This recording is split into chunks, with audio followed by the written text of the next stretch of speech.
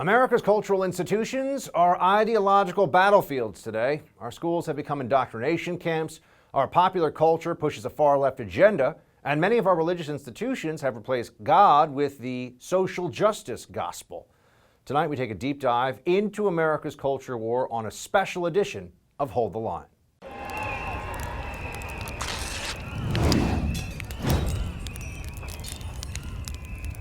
Welcome to Hold the Line. I'm Buck Sexton. As conservatives, we hold as sacred America's political heritage, our founding documents, the Constitution, the Declaration of Independence, principles like liberty, self-reliance, and individual responsibility. We remain vigilant against those who would violate that heritage, judges who trample on constitutional rights, or lawmakers who would ignore their legal mandates. Political vigilance is important, but it's only half of the battle. The late Andrew Breitbart explained it best when he said, "Politics is downstream from culture." In other words, America's political institutions are only as strong as the cultural institutions that support them. We can talk about first principles and constitutional originalism all day, but without schools, a media, churches, synagogues, mosques that will reflect and affirm those principles, we will forever be fighting a losing battle. In my opinion, that's where conservatism has fallen short. That's where we're ceding far too much territory to the opposition. In nearly every cultural arena, progressivism, socialism, and the woke agenda now reign supreme. We can hardly even imagine a country in which Hollywood defends traditional values and universities teach the importance of free markets.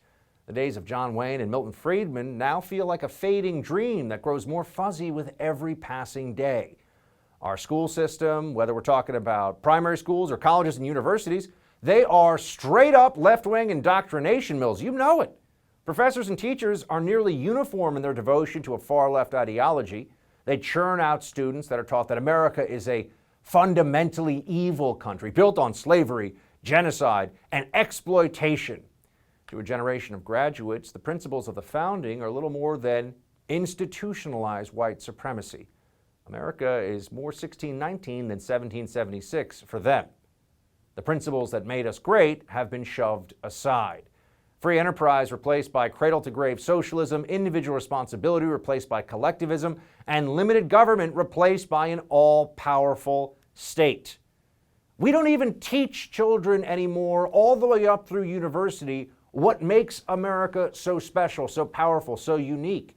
No, they just get a steady diet of all of our sins, all of our shortcomings for centuries. And it's fine to confront the evils, the wrongs of our past as a nation, as a people. We should. We have that obligation.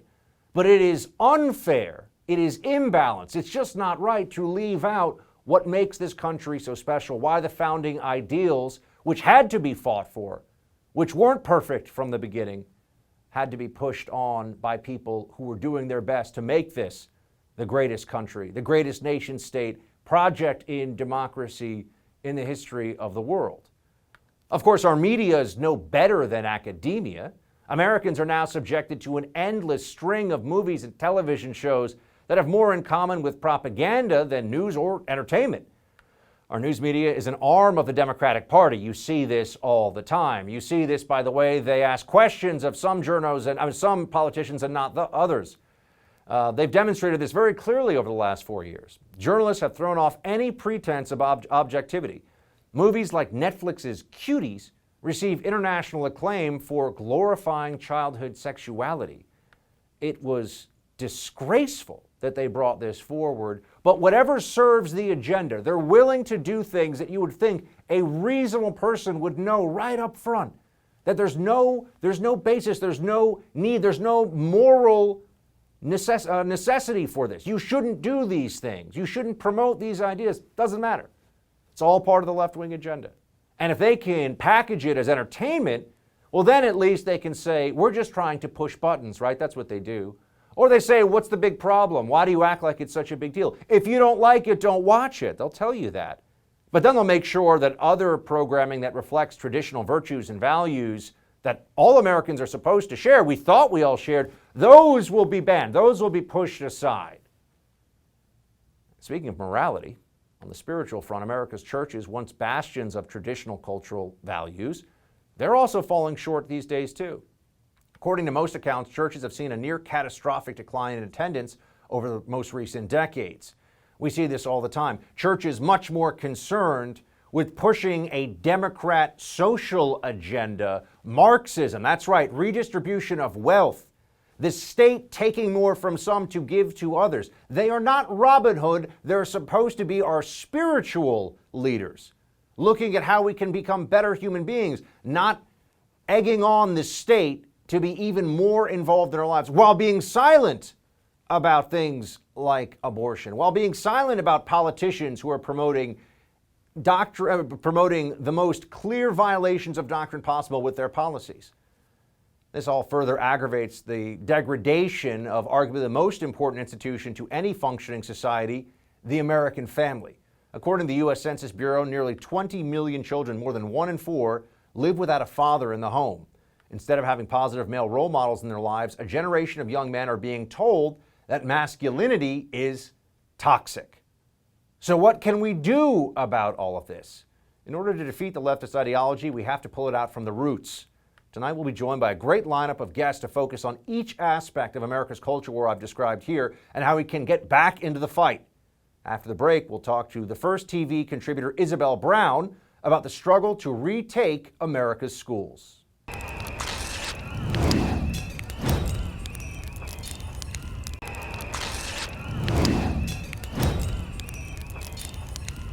The war on education, something that's been around for quite some time, but seems to have gained traction in recent years. From the Black Lives Matter movement to an infinite number of genders that are now taught to kids in school, education has largely become indoctrinated at every level of school, but mainly on college campuses. The ratio of liberal to conservative professors is approximately 12 to 1, which means countless students have little to no exposure to conservative ideas. Instead, they're inundated with trigger warnings and safe spaces. And the problem's only going to get worse. Let's take a look at some recent examples from the almighty elite professors that American students have the pleasure of learning from. Let's start at the College of Charleston, where 46 faculty members echoed socialist-backed calls to defund the police. They wrote a letter to the mayor and city council members asking them to reallocate $5 million from the department's budget in order to, quote, address the legacy of slavery. The faculty who signed the letter account for 8.5% of the school's staff. Heading to George Washington University, where the school recently painted a Black Lives Matter symbol on the basketball court there, saying the intention behind the emblem is to, quote, show support, understanding, and a commitment to educating society on the historic plight of too many in the black community. And this one, probably my favorite, a Columbia University Grinch professor has called for an end to Rockefeller Center's Christmas tree, calling it emblematic of a absolutely toxic relationship with nature. So that's apparently a thing now.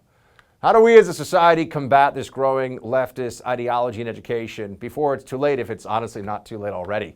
Here to discuss is Isabel Brown, contributor at The First and Turning Point USA. Isabel, thanks so much for joining. Thank you for having me. So let's start with this. Before I have you explain to me the toxic relationship between man and the environment, I didn't even know that was a thing. I'm learning something new every day. Is it worse now than it's ever been? Can we point to anything that would tell people out there that schools are getting more left-wing than they were, say, even 10, 20 years ago? They absolutely are, and at an alarming rate, more so, I think, than is talked about often in the mainstream media or around the family dinner table, unfortunately. I graduated from my undergraduate degree in biomedical sciences at Colorado State University in 2019, but when I started college, it really was not nearly as bad as what the stories that I'm hearing now working with Turning Point USA are at campuses across the country, not just at Ivy League schools or schools in California, in Kansas and Nebraska and Texas as well. And unfortunately, the most alarming stories I hear today from students with Turning Point USA have been in high school or middle school even. Students are learning at very young ages that America was founded to be a racist country, that there are unlimited numbers of genders. It really just depends on what you're feeling that day. And that list could go on and on. What are you hearing from parents about this? Are they surprised, or is it more a feeling of general helplessness, whether it's at the high school or the college level, that this is what their kids are being taught? I'm sure for a lot of them they feel like, what are they supposed to do? Unfortunately, I don't think parents were very tuned into the educational reality for the curriculum for their students until 2020. And I really frequently love to say that one positive thing that has come about from the COVID-19 pandemic has been parents actually listening in to their students' classes, maybe for the first time ever in their students' educational journey, thanks to Zoom classes and having these sessions recorded with teachers. Obviously, teachers are not fans of this new platform, and there have been several instances where elementary, middle, and high school teachers have spoken out to encourage the parents not to watch their class sessions due to the really important necessity to teach young children critical race theory and some of these other leftist ideologies. But for the first time, parents have a direct window into what's happening in their child's classroom and are starting to speak up about it. Ultimately, I think parents have a much bigger say in this process than they realize. Talk to the school board, run for the school board, get involved with the teacher outside of the classroom, and start to take ownership of your child's education again. What would you say the answer is at the college level? What should we do? I mean, I remember when I was in college, which was quite a while ago, there were more Marxists, avowed Marxists on the college faculty in the humanities departments, at least, than there were Republicans who would come out and speak about that. That was a reality of where I went to school. So this is not new, but as we've been discussing, it has been getting worse, and it's also been going after the indoctrination seems to start at younger and younger ages. So what should be done so that colleges could at least be brought, not necessarily into balance, that might be too much, but at least so that they're not completely insane left-wing indoctrination factories? Unfortunately, campus has become just that in 2020. It's no longer about education, expanding your mind, thinking about new perspectives and new ways of thinking that you may not have been exposed to in the past. It's about thinking one way and one way only, and that is lockstep in leftism. I was a pre-med student in college and was shocked, even in my classes like physics and organic chemistry and anatomy, just how intense the ideas of leftism were prevailing in my curriculum. I think a change to that really starts from a student perspective, being bold enough to raise your hand in class and counter the narrative of the professor. Turn in an essay with your own personal opinion rather than what you think your professor wants to say, and go to the department head, to the provost, and bring up these topics where conservative students are targeted with their grades or verbally in front of their peers in their classes for being outspoken conservatives. That's really interesting. I haven't heard someone talk about in the math and science in STEM fields, the kind of left-wing indoctrination that you just mentioned.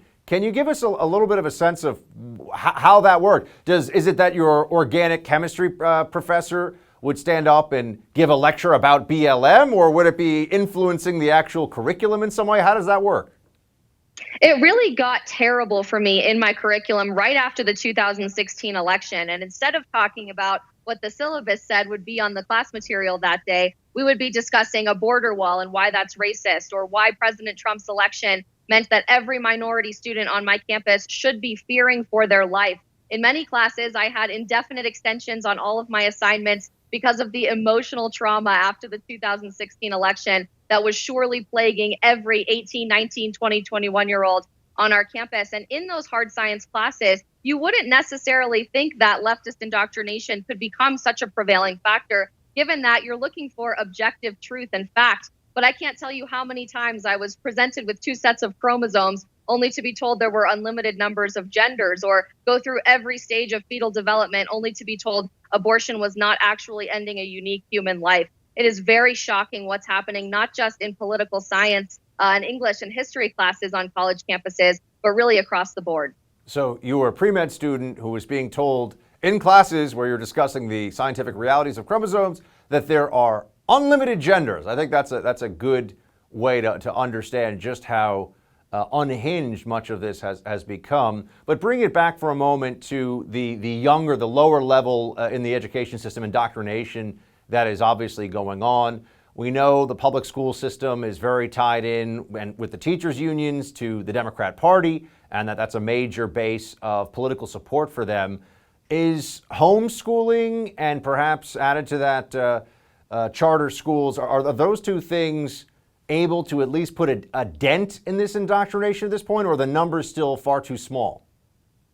Homeschooling and charter schools are both incredibly wonderful options for parents to be considering for their children's education, because bottom line, this is not just starting for 18-year-olds on college campuses. This is even starting in preschool or kindergarten. You're seeing picture books entitled Feminist Baby or How to Talk to Your Children about Racism popping up in kindergarten curriculums, not only in public schools, but in private schools as well in the United States of America. Parents have a big role to play in educating their children with a right worldview rooted in reality, not just in conservative ideas, but in objective truth. And I think both homeschooling and charter schools are great options for more Americans to consider in 2020 and beyond. Isabel, thanks so much for joining. We appreciate it. Thank you so much. America's religious institutions were once considered a bulwark against leftist radical ideology. But in addition to declining attendance, some churches are beginning to embrace the social justice gospel. Up next, author Billy Hallowell joins us to discuss the fight for America's soul.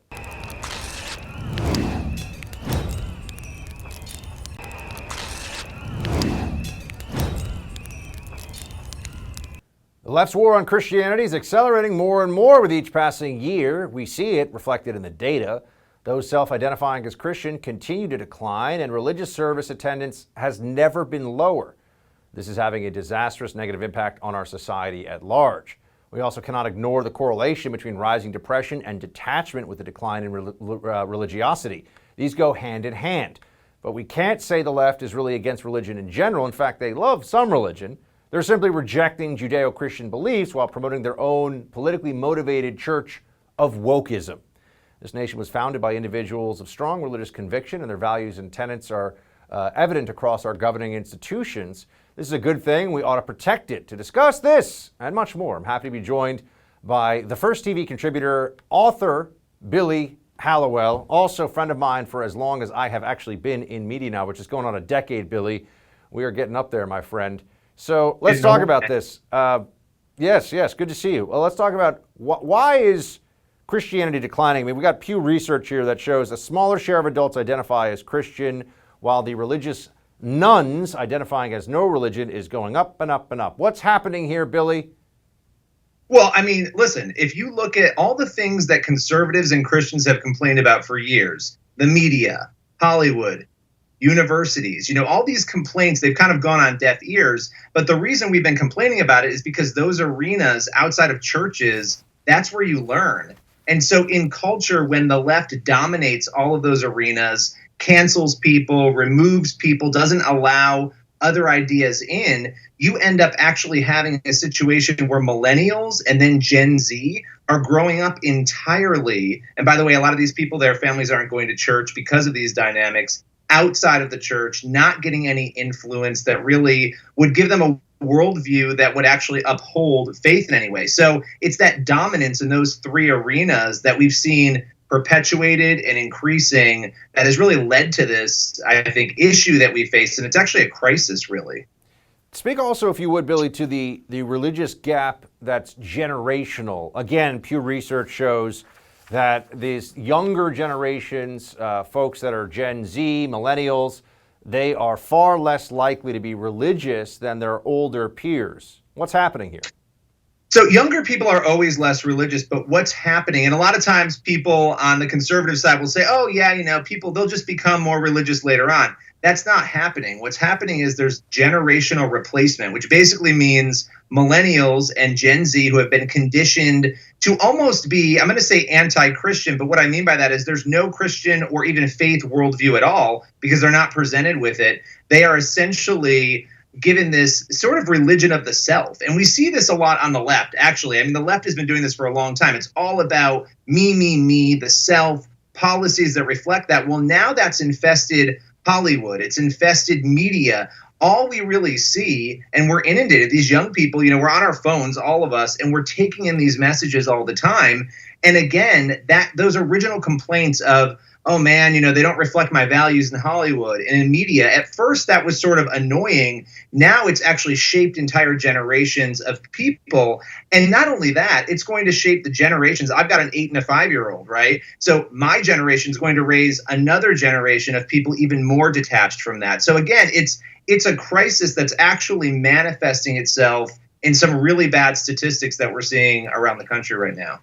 One of the big restrictions on liberty, and I've been saying for many months now, unconstitutional ones, has been the prohibition that we've seen on religious services because of COVID-19. Are we are we concerned at this point, Billy, should we be concerned that that may result in an even more rapid decline? Essentially, that when people are cut off from their religious communities, are there people already arguing or already starting to see the early data that they may not go back for some time, if ever? Yeah, well, it's interesting, and it's going to take some time to tell because there's been a huge resurgence of online, right? So a lot of people are going to church online, but listen, people were meant to be in communities, right? And let's not forget, when we talk about this church issue, we get sort of consumed with the, I want to go to church. It's about me going, which is great. But what about the fact that churches provide food, resources? I mean, there are literally churches that the only food some families get is going to the church to get that food, or services, or rehab, all sorts of different services we don't think of very often that churches are providing. And so there's a lot going on here. When you're allowing a strip club or a restaurant or something else to be an essential service and you're not allowing a church to do that, there are some real problems there. But listen, we've got a lot on the horizon here. There are already murmurings that some on the left are trying to push Biden to go after the accreditation of Christian colleges, right, which would be a disaster. And so this is a much deeper issue because all of that bias that's been going on in those three arenas, it's really impacted the way we think about faith. And a lot of people see no use for it. Meanwhile, we're watching suicide rates, especially during COVID, opioid addiction. These things are skyrocketing right now. What can you tell us about the data, the science, if you will, on how faith helps overall when we're talking about things like depression, sense of community? Obviously, substance abuse and mental health issues are very closely tied together. How do faith communities, or unfortunately the decline in faith communities in terms of aggregate numbers, how does it affect that? How does it play out? Yeah, it's so interesting, right? Because when you look at Gen Z and you look at the statistics, so those are the youngest people right now, and millennials. They're the most depressed, disconnected, unhappy people on the face of the earth, the most medicated. I mean, what we're doing is we're all isolated. How many times, and you're probably guilty of this too, you go to a restaurant and you're with a group of people and everybody's on their phone. I mean, we have been sort of conditioned to be separate. When you go to a church, when you're part of that community, you're in person, you're connected to other people, right? So even if you're an atheist and you think about this, okay, going to church connects me with community. If I fall into addiction, if I fall into hard times, you have a built-in community of people there who are going to help you. They're going to help guide you through that. And so when you take those connections away, and then when you take away, I know a lot of people on the left love to talk about churches shouldn't be tax exempt. I mean, this is a whole other debate. What are churches doing for communities? They're, again, providing services directly to people that are in those communities and that are attending. So all of this really, churches closing is not a good thing. Churches not being allowed to be open is not a good thing. And we're seeing, again, in general, before COVID, before all of this craziness, we were seeing a suicide rate that was through the roof, and we were seeing addiction rates that were through the roof. And so we've got to get back to having community. And also beyond that, what do churches offer? From a Christian sense, a connection to something higher, something bigger than us. It's not the government. It's God. It's being accountable, which is a good thing for people to be accountable. Now, there's a lot of wokeism in church. There are Marxist Catholics running around, I can speak from my own faith tradition, who are all about the social justice government action, and they'll support that. They won't call out politicians who are pro-abortion so much as they'll call out that they want, amnesty for illegal aliens and so on. But wokeism is also now in the church in the form of the transgender movement. Here is, this film on HBO that everyone's been talking about, Billy. Here's a clip from it where you have a child coming out to a congregation as trans. Play it. Good morning. Today we choose to recognize, honor, love, and celebrate anyone here who would claim their identity publicly as lesbian, gay, bisexual, transgender, queer, or questioning, intersex, pansexual, asexual, or any category that I've left out.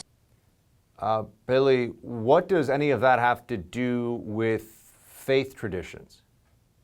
Well, nothing. And so it's interesting because it's this toxic misunderstanding of love, right? And I guess there's two things that we're called. If you're a Christian, you're sort of called to these two things, right? To truth and to love. And there's this obsession in some of these woke churches with love. And love's a great thing. But when we talk about truth and love, you need to be making sure you're standing by truth, Because if you're not standing by truth, you're not loving people. And so what you see in that clip, and they go on in that clip to actually bring the kid, I think the kid's 4 years old, on stage to say that I'm a girl, and that I'm basically transitioning, this little kid, and the parents sort of coaching them. This is completely out of line. When we talk about identity, from a faith perspective, your identity is in God. It's in a higher power. It's not in yourself. Again, this is the obsession with the self. And this is what we're seeing infest churches. There are lots of things that we might want to do in life that aren't good for us, right? And part of having truth and love is telling people that. But I think with children, this crosses a line, and a lot of people don't want to talk about it. And yet here we are now watching this in documentaries and seeing this play out and be normalized. And I think we're at a point where people can no longer not talk about it, especially in churches. Billy Hollowell, good to see you, my friend. Thanks so much for sharing your thoughts today. Thanks for having me. Americans once turned to Hollywood for an escape, but more and more we see that Tinseltown is pushing a far-left agenda and therefore is part of the culture war. When we come back, we'll examine Hollywood's role in all this with First TV contributor Rob Smith.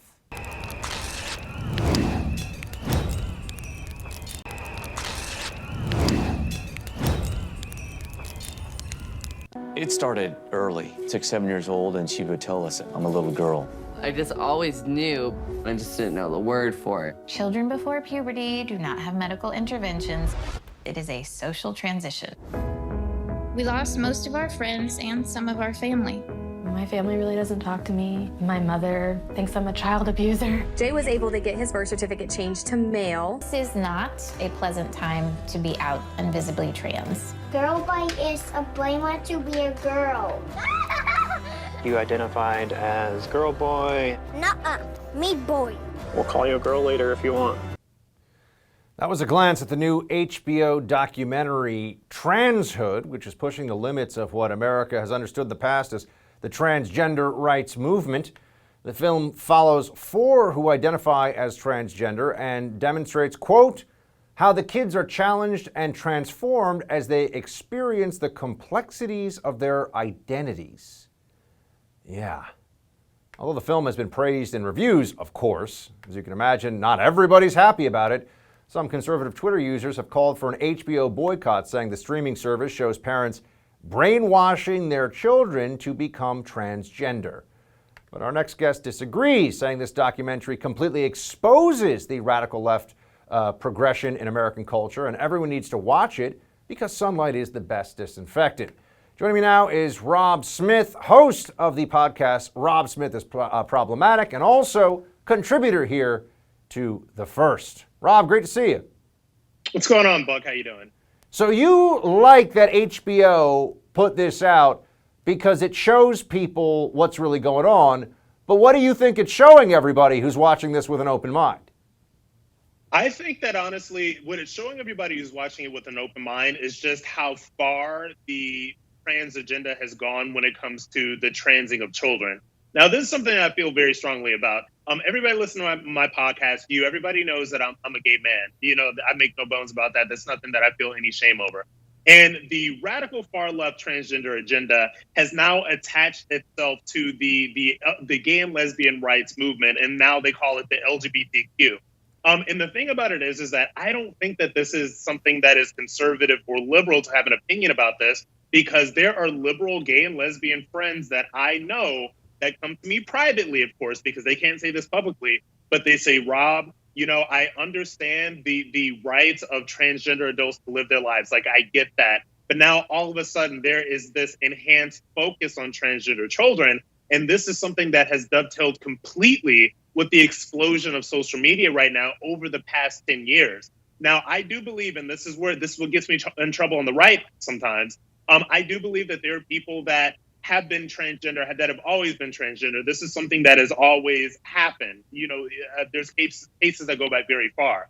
This idea that 8, 9, 10-year-old and that sometimes 3- and 4-year-old children are somehow transgender is a very new phenomenon that is being pushed by the far left and that is being pushed by the mainstream media. And I think that it is okay to question this stuff, particularly when it comes to medical intervention on these kids. Now, Abigail Schreier, I'm going to give her a little promo right now. She did this really amazing book. It's called Irreversible Damage. It's about the sudden rise of what they call sudden rapid onset gender dysphoria among young teenage girls. This book is riveting. The book is very compassionate, but yet some on the radical left still want that book to literally be burned because they don't even want people to have the conversation. So as much as I am against what's going on in this movie, as much as from what I have seen, it's absolutely insane, I do believe that it should be there, because if this is going to open people's eyes to what is going on the far left LGBTQ when it comes to kids, then I'm all for it. Let's switch gears for a second because there's a lot going on in the culture war that has to do directly with entertainment, media, publications. Penguin Random House, you might have seen some of this, my friend. They put out a statement about Jordan Peterson's new book.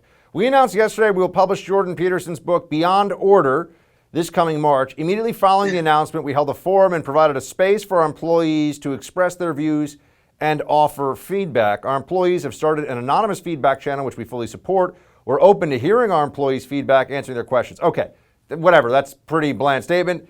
The stuff that their Penguin Random House employees are saying, Rob, is incredible. This is about Jordan Peterson. Quote, he's an icon of hate speech and transphobia, and the fact that he's an icon of white supremacy, regardless of the book content. I'm not proud to work for a company that publishes him. People were crying in the company meeting, yes, lib tears, about how Jordan Peterson has affected their lives. This was my personal favorite. Peterson has radicalized my father, which I gotta say, Rob, if anyone ever wrote into me to tell me that I had radicalized their parents toward conservatism, I would be so proud. The publishing of Peterson's book will negatively affect my non-binary friends. So someone else taking offense on behalf of someone else that they assume will be offended. Rob, what's going on? First of all, how do these dish rags even get out of bed in the morning? I'm sorry. It's just, the world is just so much for them to bear. And the fact that people were literally crying in their cubicles, it really makes me question what kind of hiring is being done in the journalism and media industry right now. And speaking of the media industry, the thing about it is that if you are incurious and if you are so fragile to different ideas that go against your worldview, you do not need to be in publishing. You do not need to be in media. You do not need to be in journalism. And Penguin Random House Canada really does have to start thinking a lot harder about the people that they hire. Now, the great Candace Owens, she said this on Twitter. She said, literally, woke employees are a cancer and they need to be taken out before they duplicate and affect the entire staff. I think that she's absolutely right. And I think that we have gotten to a point in this social media world that we're in to where these employees think that they are going to put pressure on their employer via social media. If I was employing any one of these fools, they would be looking for a new job. And yet we all know that some of the biggest corporations, some of the most powerful corporations in the world, in the case of social media platforms, as well as multinational, multi-billion-dollar media companies, the CEOs, the executive suite, will live in fear of the wokeness rage of their 25-year-olds, Rob. This is the world we live in now. It's the world we live in, but honestly, it's the world that a lot of these executives and a lot of these heads have helped build by kowtowing to the Twitter mob and to placate them at every step. At some point, you have to start standing up to the mob. At some point, you have to start standing your ground. And I'm telling you, these people need to start doing it, or else these people will overtake. Look at what happened to the New York Times. Look what happened to the Washington Post. Look at what happens when these 25, 27-year-old woke Twitter warriors have taken over and destroyed these once great institutions of publishing and journalism and turned them into basically, leftist newsletters. This is exactly what's going to happen to publishing if people like Penguin Random House Canada do not stand up to this. And you even have someone like Joe Rogan, who is a Bernie Sanders supporter. You'd think he'd have some credibility with the left. When he went to Spotify, there were Spotify employees that were outraged because It's not that Rogan did anything, it's that he had on a guest that they view as transphobic. So we can all see that the cancel culture now works through a kind of transitive property as well, right? It's not just the individual. It's, you could be a journalist, a thought leader, an analyst, whatever you want to call it, a pundit. But if you ask questions and give a platform, therefore, to the wrong person, the cancel culture will come for you, even for Joe Rogan, although he's going to be fine. Yeah, absolutely. Look, Buck, cancel culture comes from everything. And it's very telling that, by the way, this quote-unquote transphobic person that Joe Rogan had on the podcast that all these employees are trying to get him canceled over was Abigail Schreier, who wrote Irreversible Damage, which we talked about when we were talking about the trans children documentary. And look, like I said, this stuff is going to continue to happen as long as it's given energy by Spotify, by Penguin Random House, by the people that run things, the people that really run things at these places. Because woke Twitter, 25-year-old Twitter engineers are engineers at these places, or little assistant editors or whatever. They don't run anything. They are lucky to be working. And I'm telling you, the people at Spotify, the people that run these corporations need to start running their businesses like businesses. And you cannot run a business by bowing and kowtowing to the Twitter mob whenever they decide that they feel unsafe or that there's something that they don't like. It's not the way to run a business. In fact, it is a way to run the business directly into the ground. And they need to start standing up to this, Buck. Rob, thanks so much for joining us. Appreciate your perspective. Thanks, Buck. The family is the foundation of any healthy society. So what does the increasing rate of fatherless households say about America? Up next, we'll talk to the host of True Story right here on The First TV, Mike Slater. Stay with us.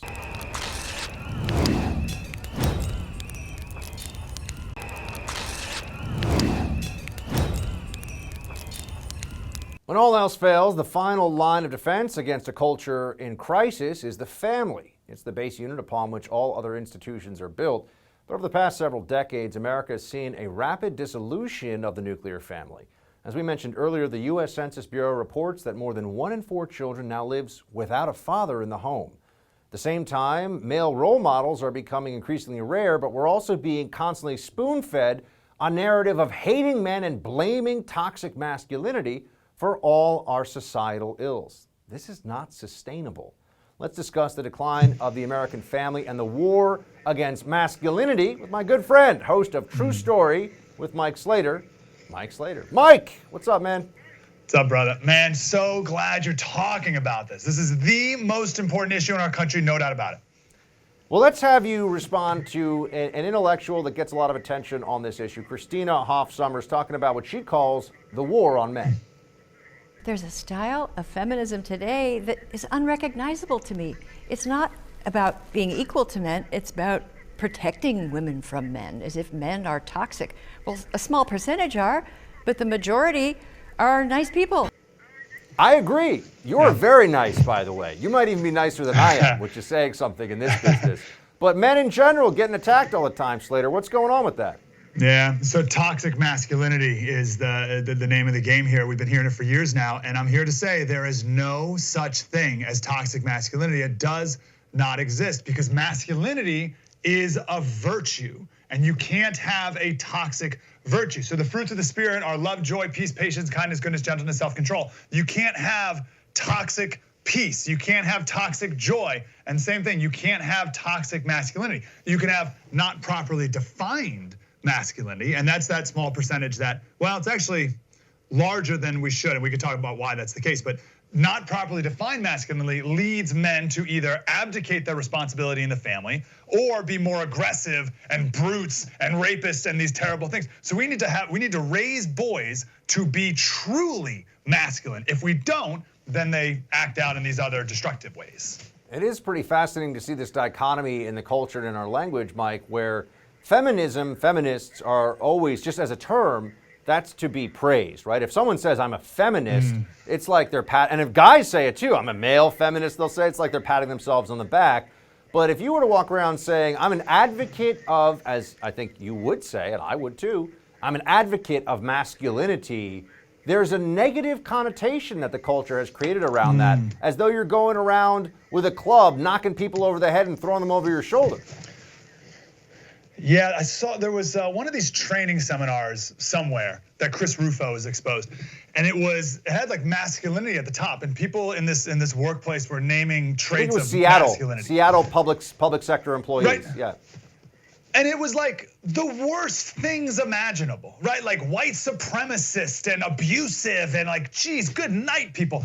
And if you and I sat around and some good men sat around, we'd be like, oh, like what are characteristics of masculinity? Like protector, care, like provider, we love, we give advice, right? All these like amazing, wonderful things, like the cardinal virtues, the fruits of the spirit, like what a real man is, and what pop culture has portrayed masculinity up until last few decades here.